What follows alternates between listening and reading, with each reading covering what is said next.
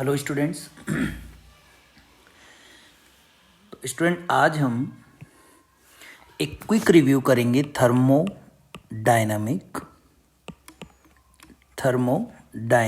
का। तो थर्मोडायनेमिक्स का quick review.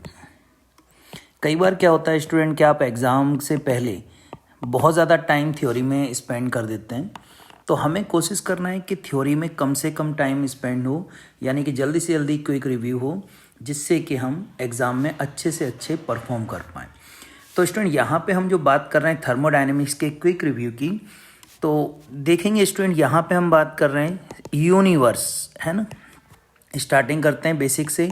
Universe equal to होता है सिस्टम प्लस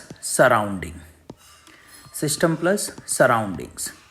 जैसा कि आप जानते हैं स्टूडेंट, सिस्टम क्या है? Very small specific part of universe. और इसके अलावा जो भी अदर पार्ट्स है वो क्या है? सराउंडिंग है। तो स्टूडेंट्स यहाँ पर जनरली जब हम बात करेंगे यूनिवर्स की, तो उसमें सिस्टम है और क्या है? सराउंडिंग। सिस्टम जनरली 3 टाइप के फॉलो करते हैं हम, एक ओपन, एक क्लोज और एक आइसोलेटेड।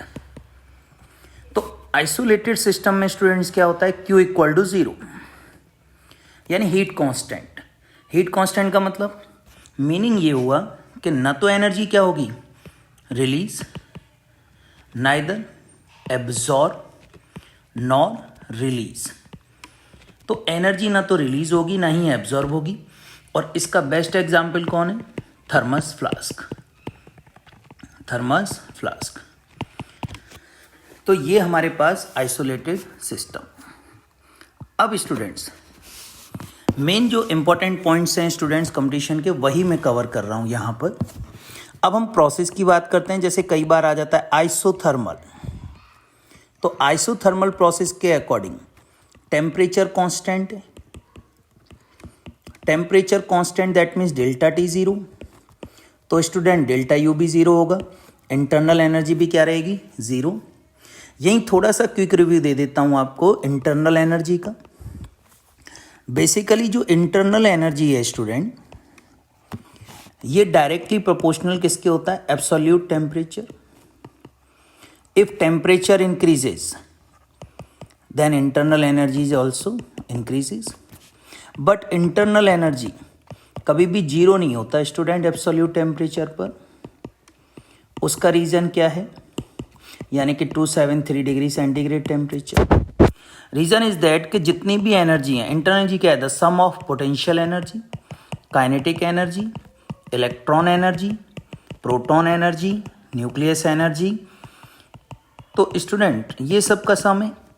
तो पोटेंशियल एनर्जी कभी भी 0 नहीं होती, इसलिए इंटरनल एनर्जी भी 0 नहीं होगी। और यही रीज़न है कि हम हमेशा क्या कैलकुलेट करते हैं? Change in internal energy. Now student isothermal के बाद एडियाबैटिक है। तो एडियाबैटिक और आइसोलेटेड सिस्टम और एडियाबैटिक प्रोसेस सेम है, सेम रीज़न है। क्यों क्या रहेगा? 0 ही रहेगा सर। फिर है सर आइसोकोरिक प्रोसेस के अकॉर्डिंग क्या रहेगा?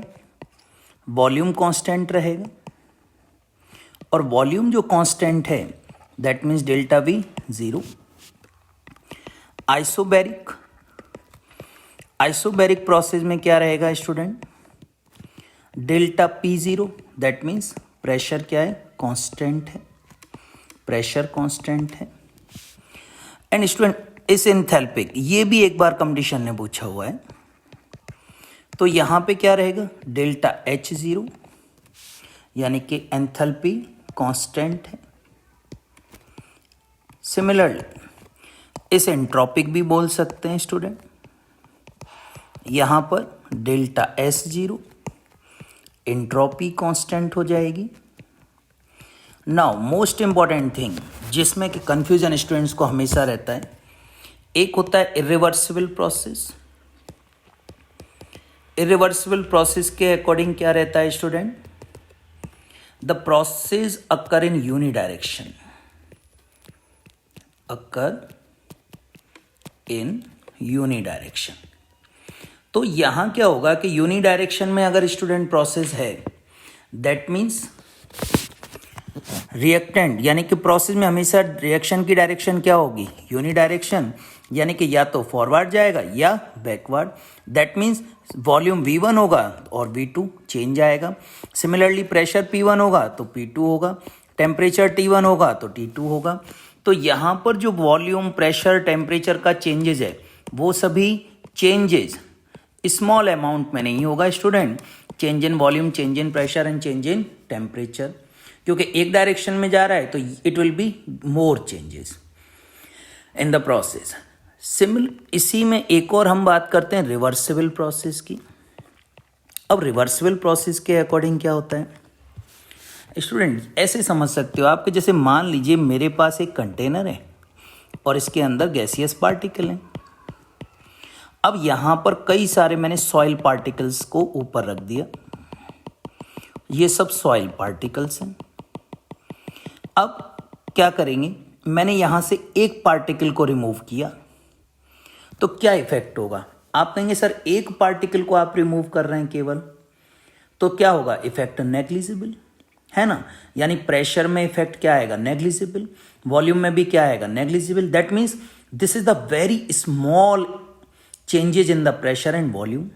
तो बेसिकली अगर मैं कहता हूं आपसे कि भाई मुझे यहां पर वॉल्यूम और प्रेशर का चेंजेस बताइए, तो आप क्या कहेंगे कि सर एक एक पार्टिकल रिमूव करना पड़ेगा। इसका मतलब आपका जो प्रोसेस है वो कहां तक जाएगा, इनफाइनाइट तक। आप कहेंगे सर ये तो इनफाइनाइट तक जाएगा, हमें क्या पता एक एक पार्टिकल रिमूव करना कितना टाइम लगेगा। तो रिवर्सिबल प्रोसेस के अकॉर्डिंग जो चेंजेज है वो क्या रहेगा, वेरी स्मॉल, यानी कि dP, dt, dC, यानी कि small change in the pressure, temperature, concentration as well as in volume. तो स्मॉल चेंजेस रिवर्सिबल प्रोसेस में रहेगा स्टूडेंट। तो ये सारे प्रोसेस की बात हुई। नेक्स्ट वीडियो में स्टूडेंट इसके आगे हम कंटिन्यू करेंगे। Thank you.